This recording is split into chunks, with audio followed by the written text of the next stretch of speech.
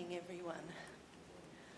It gives me great pleasure to welcome you this morning as we meet here on this rather miserable weather day to celebrate the life of your dear father and father-in-law, grandfather and great-grandfather, uncle and friend, Clive. I would like to individually acknowledge and welcome all his family because you, as his family, made his life so worthwhile.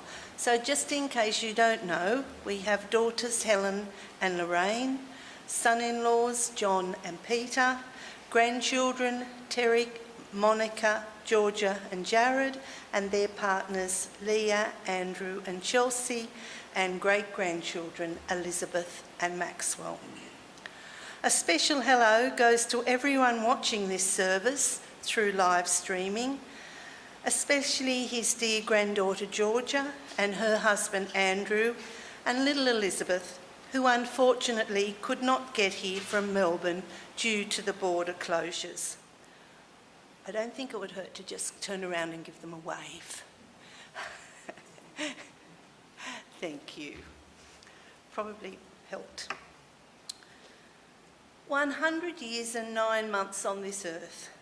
What an achievement and what a task I have before me to do justice to such a well-loved gentleman and his wonderful life. I ask you to feel free and be one with your sorrow, your sadness and your memories, but I also ask you to feel the gladness, the happiness, the purpose and the serenity of a life so well lived. My name is Betsy White, and as a celebrant, I feel I am privileged to perform today's private ceremony. I feel truly honoured to be part of this small celebration for such a well-loved and very respected gentleman, and have thoroughly enjoyed learning all about his wonderful life. I would like to begin with the words written by an unknown poet. For each of us here today, life is a journey. It's a journey in time. Our birth is the beginning of that journey, and it's important to believe that death is not the end, but the destination. For our life is a journey that takes us from youth to age, from innocence to awareness, from ignorance to knowledge, from foolishness to wisdom, from weakness to strength, and often back again.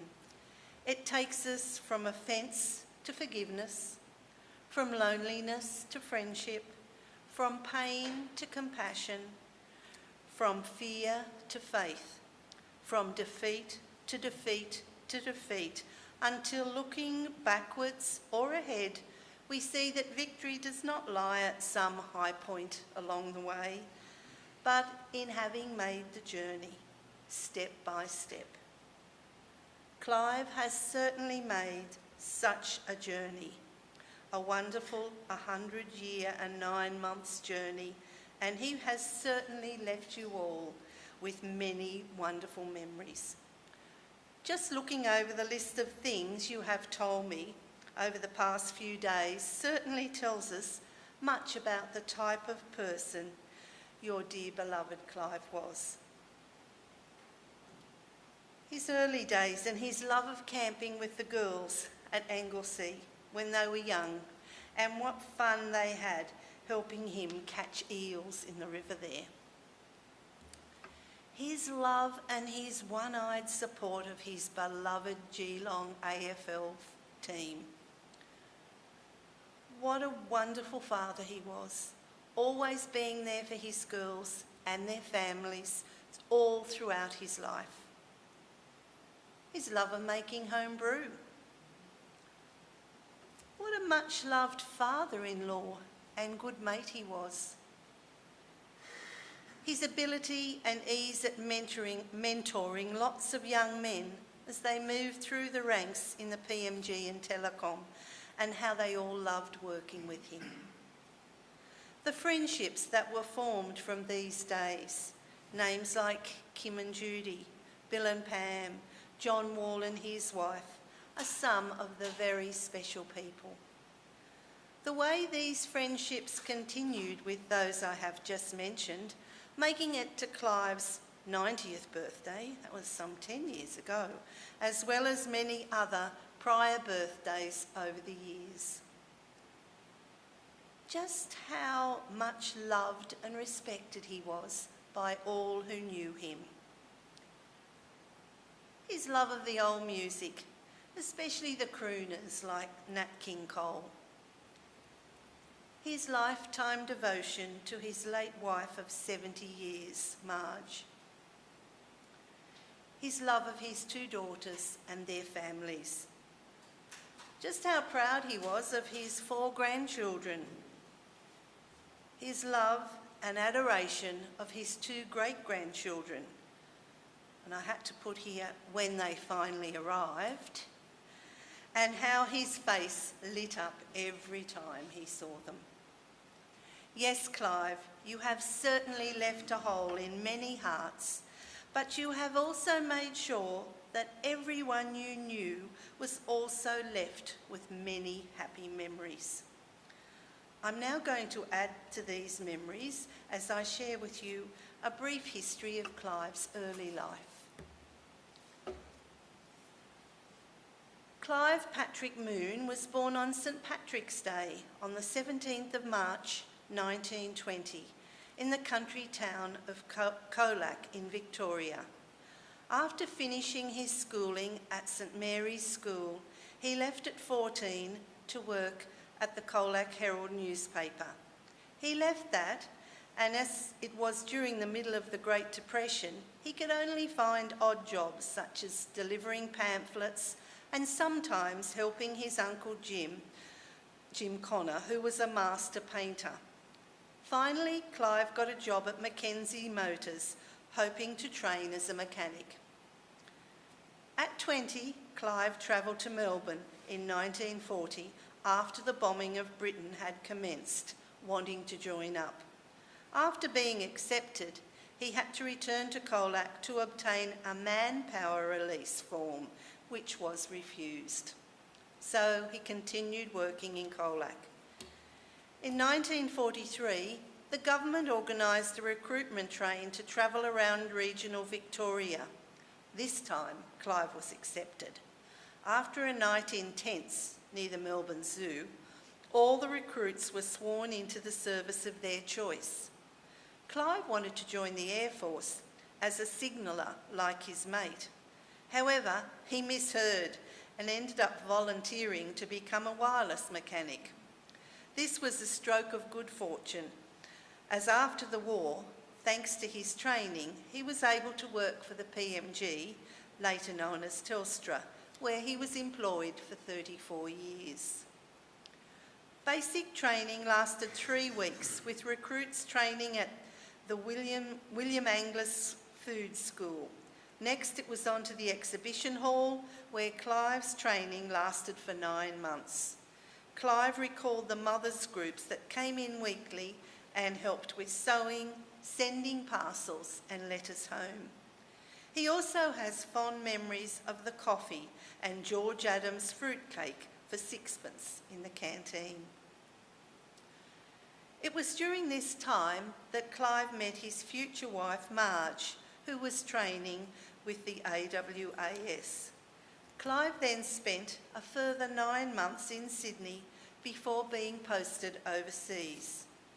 During these 18 months of training, Clive had only been home once when he had leave. It would be more than 2 years before he saw his family again.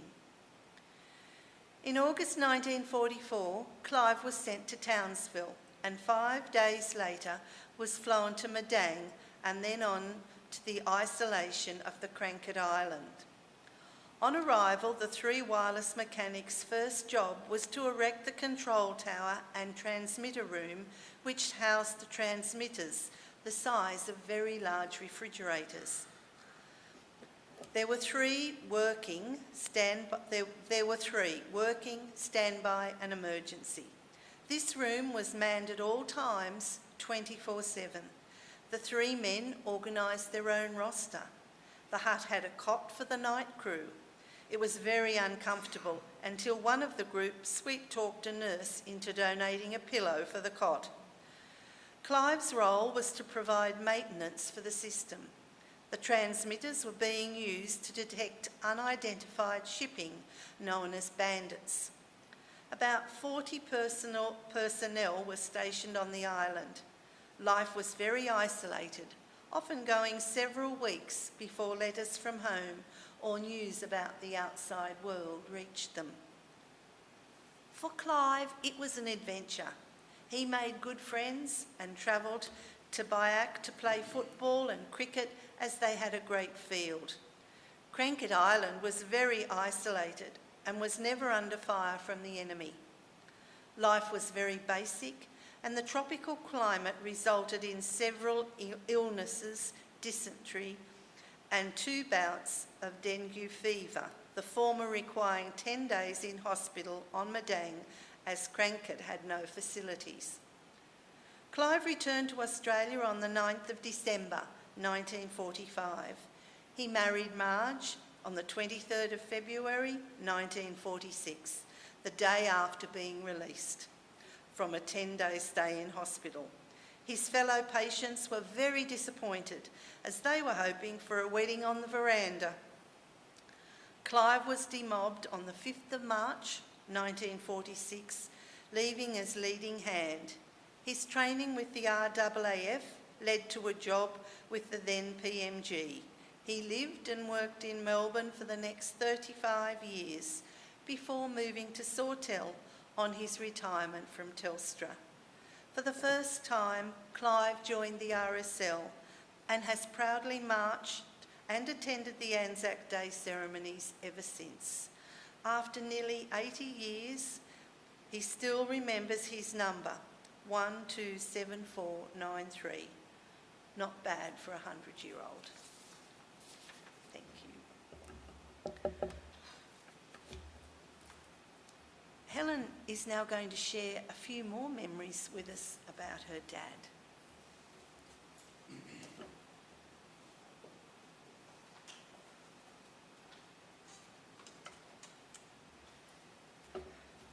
After the war, Dad married Mum in February 1946. They moved to 42 Belgrave Street in East Coburg. It had an outside toilet and a copper for washing clothes. They always found that the children and grandchildren's houses were mansions in comparison. Dad joined the PMG, now known as Telstra. The pay was terrible, but after growing up in the Depression, it offered something that was vital to them, job security. But it must have been okay, as many years later, Peter also joined Telstra. Mum and Dad had a cautious approach to finance and a work ethic that was a wonderful example to the family. Dad raised chickens in the backyard. And if they were laying, there was 2 shillings for school banking. They always laughed about Lorraine telling the teacher she didn't have banking that week, the chooks weren't laying. Dad worked overtime every Saturday and had a cleaning job known as a mopsy. This meant we owned a car and we had a camping holiday every year, as well as swimming lessons, guides, ballroom dancing, even elocution lessons, opportunities our friends never had. Lorraine and I remember after Dad worked all day Saturday, Mum cooked a roast dinner. Dad then went down to Mr. Goldballoon's for a paper and lollies. Dad would read in bed while we watched 77 Sunset Strip, eating out 10 cents worth of black cats, thinking how lucky we were. In the meantime, Dad was eating cherry ripes and crunchies. It took us years to discover this. Dad made many friends in his years in Telstra. 40 years after he retired, they still kept in touch and visited. Thank you to them all. I remember going to Anglesea every year, and a young workmate of Dad was invited to help put up the tent, an edifice that rivalled the Taj Mahal. It was a prize to fight for. Put up the tent, enjoy Mum's barbecue, and drink as much of Dad's and Uncle Gerald's homebrew beer as you wanted. Many a lad went home very, very ill Sunday night. After 23 years at Belgrave Street, we moved to Olympus Drive, Lower Templestowe, a brand new house. Everything was new, even the towels. In the months before the move, we had to use threadbare ones filled with holes, as the new ones were for the new house. After Dad's retirement, they moved to Sawtell. They loved their time there and made many friends. However, for them, the most important thing was the opportunity to be part of sharing time with Georgia and Jarrod as they grew up. I know that marching with Jarrod each year on Anzac Day was always a very special time for him. Mum and Dad also travelled to Queensland to spend time with Terry and Monica. Dad taught them how to whistle, and all the grandchildren loved the poker machine. Dad was so proud of all that his grandchildren had achieved in their careers, for pop education was so important. And in the last 2 years of his life, the joy of his great-grandchildren, Elizabeth, Rose and Max, was wonderful. He may at times have forgotten his grandchildren's names, but Jarrod, he never forgot Max's. As I grew older and worked in education, I came to realise how much I took for granted with Mum and Dad. Their love, their support and their pride in our achievements. Truly we are blessed to have belonged to this family. Thank you.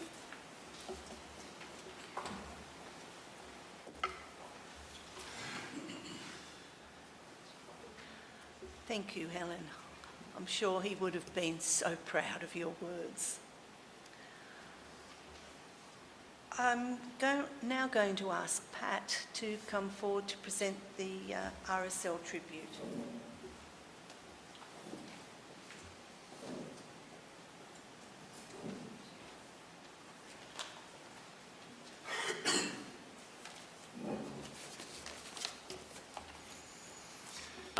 My name is Pat McGann, and my colleague John Bailey is the bugler for today's service.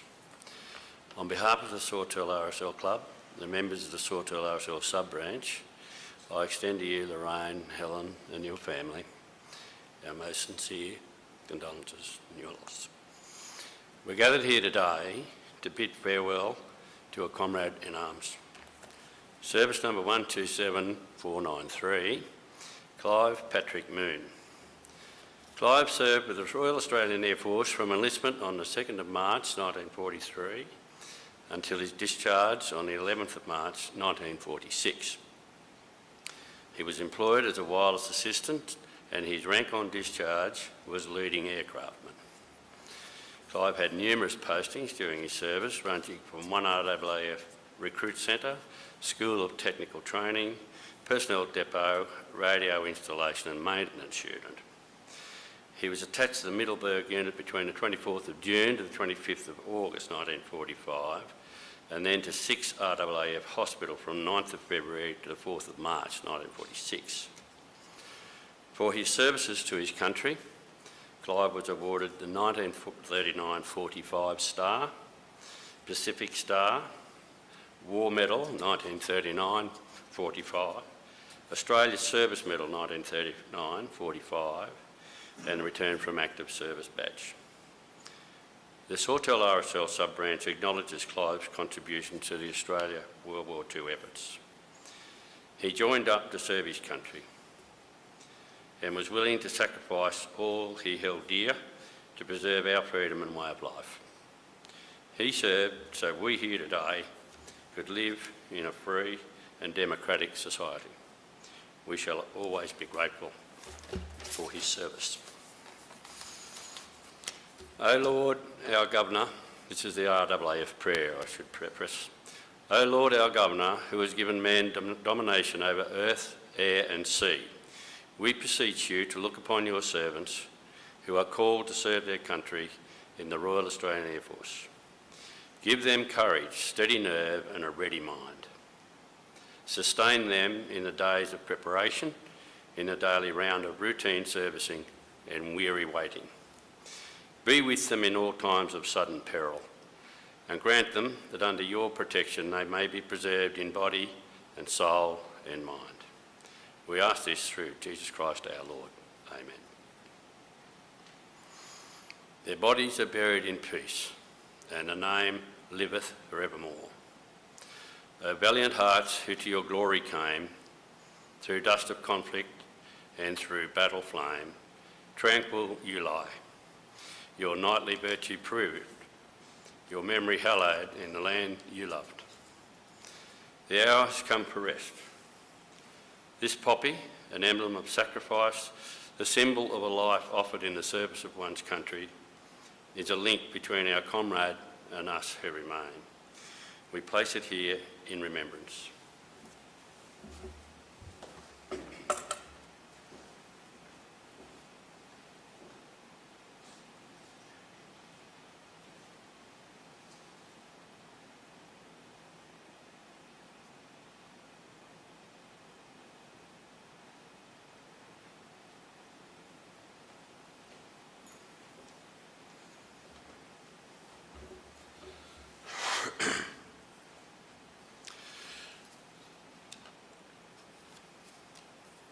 If anybody else or family would like to place a poppy, please do so now.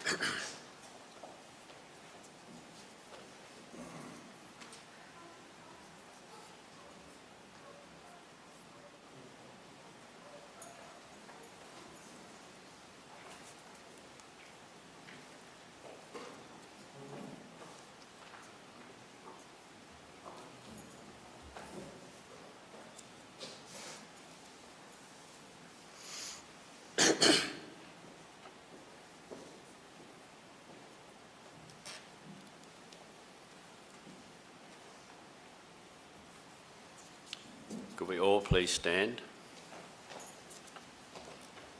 A few moments of silence in memory of our comrade.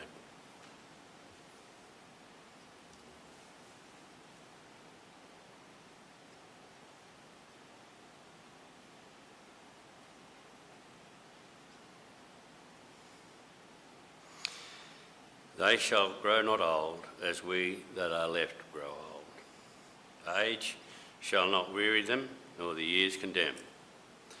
At the going down of the sun and in the morning, we will remember them, lest we forget.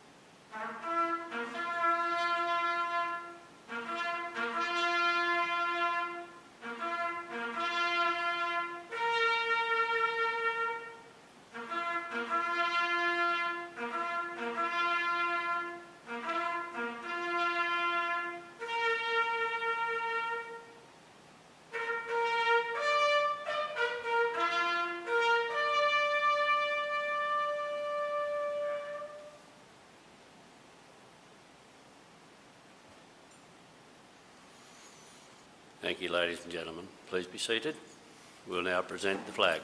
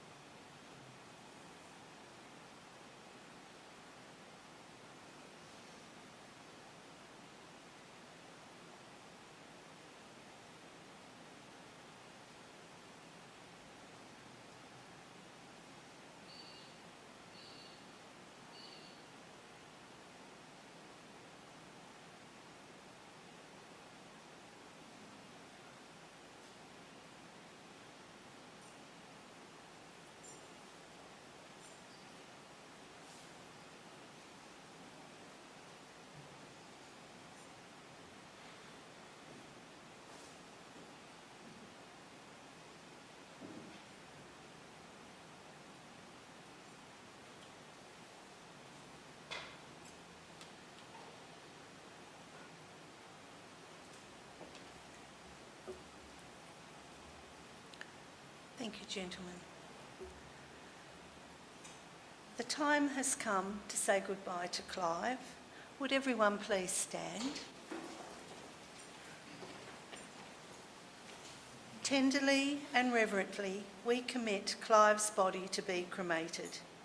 We are grateful for the wonderful long life he has lived and for all that life has meant to us. We will remember him when we see in ourselves things he would value and do the things he has taught. So long as we live, he too will live, because his life will continue to send ripples far and wide.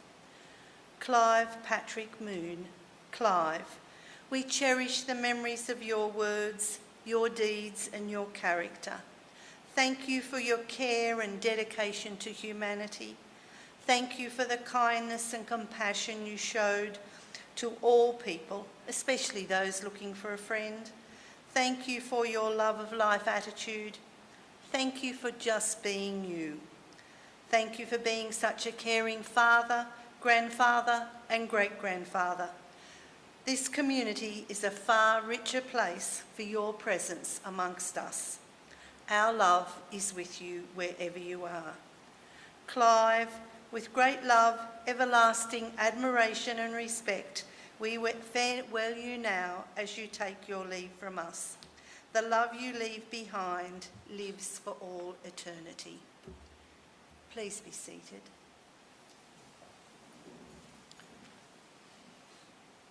We now leave the memory of your beloved Clive in peace. And as we prepare to leave, I hope that, like me, you will leave with a feeling of having shared in something very special for a much-loved gentleman. Let's remind ourselves that the dead reside not in the grave or in an urn, but in the hearts and the minds of the living. Hold on to Clive in your thoughts. There's no need to part from him too hastily. Talk about him often and enjoy your memories of him, just as we have here today. I would like to close today's ceremony with the words of a poem entitled "He Is Gone" by David Harkins. Interestingly, this poem was originally thought to be author unknown, but David Harkins claimed his authorship after it was chosen by Queen Elizabeth for the Queen Mother's royal funeral in April 2002. It's since become a funeral favourite because of its uplifting words, which remind us how important it is to celebrate life instead of focusing on death. The Queen Mother lived to over 100, so I'm sure Clive would be secretly chuffed to be sharing this poem with her at the close of his life celebration. You can shed tears that he is gone, or you can smile because he has lived. You can close your eyes and pray that he'll come back, or you can open your eyes and see all that he has left. Your heart can be empty because you can't see him, or it can be full of the love that you shared. You can turn your back on tomorrow and live yesterday, or you can be happy for tomorrow because of yesterday. You can remember him and only that he's gone, or you can cherish his memory and let it live on. You can cry and close your mind, be empty and turn your back, or you could do what he'd want you to do. Smile, open your eyes, love and go on. Thank you.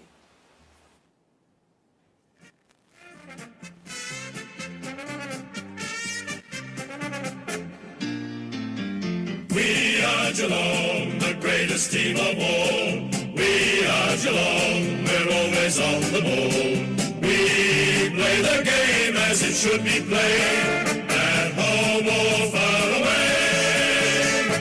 Our banners fly high from dawn to dark, down at Cardinia Park.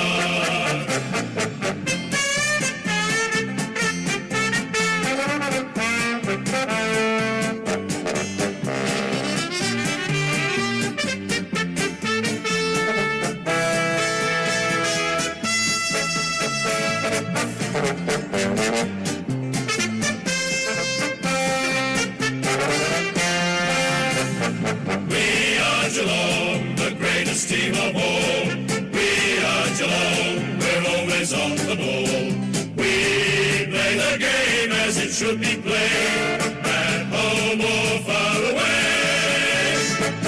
Our banners fly high from dawn to dark.